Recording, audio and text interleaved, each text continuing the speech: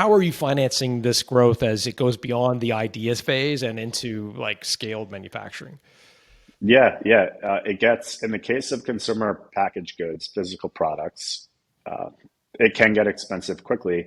And it's not that it's expensive. It's you just have real cash needs because you're making physical things, and you need to make those physical things ahead of you selling those things. Unlike whereas in software, and I come out of software as well, there are no physical things. The things you're making are ones and zeros. It's the only cost is really mostly the human capital, the people making those ones and zeros make any sense.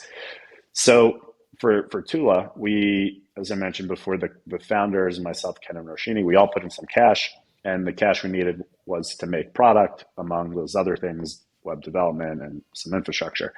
And then once we realized things are working, we're like, oh, wait a minute, we need to make more product to sell more to customers. And so we needed more cash, so we put in more money.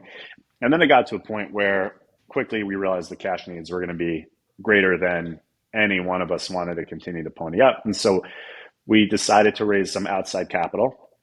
We raised money from in an angel round, friends and family round, literally friends and family, like my brother, my sister, my parents, my partner's niece and nephew, and friends and mentors, advisors. That's Like, oh, hardcore. Were you worried about like stiffing your brother?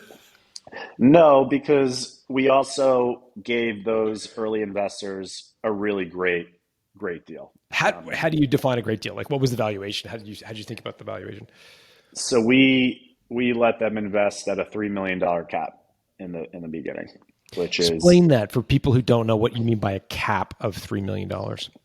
yeah. So often what happens in the case of early stage investing and startup, when people raise money, they'll raise money on what are called convertible notes or safes. I forgot what safes stand for, but basically it's effectively a loan to the company, and the loan can convert into equity at a future date. That future date is often tied to a future round of financing. When an institutional investor comes in and says, "We're going to give you a big chunk of cash," at that point the loan converts to equity. So it's just a really easy way to let friends and family invest in the early stages. And so what the cap means is that under no terms will the value of the company be worth more than $3 million. And so for easy math, if a cap or safe cap is $3 million and somebody invests $300,000, then they're effectively, with some nuance, getting about 10% of the company.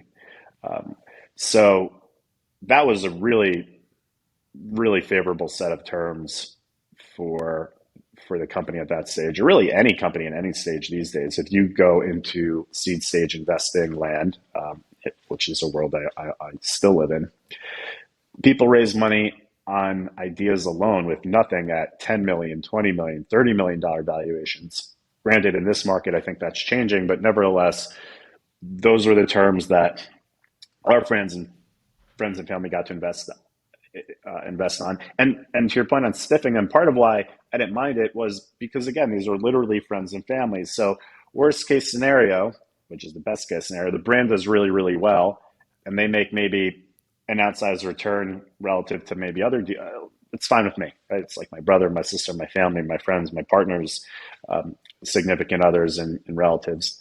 That is totally fine with me. Turns out at exit, that worked out really well for everybody. And so that makes me happy. And if it didn't work out, well, at least I would have gone to sleep at bed knowing that I gave them a good deal and at least made it interesting and worth their while.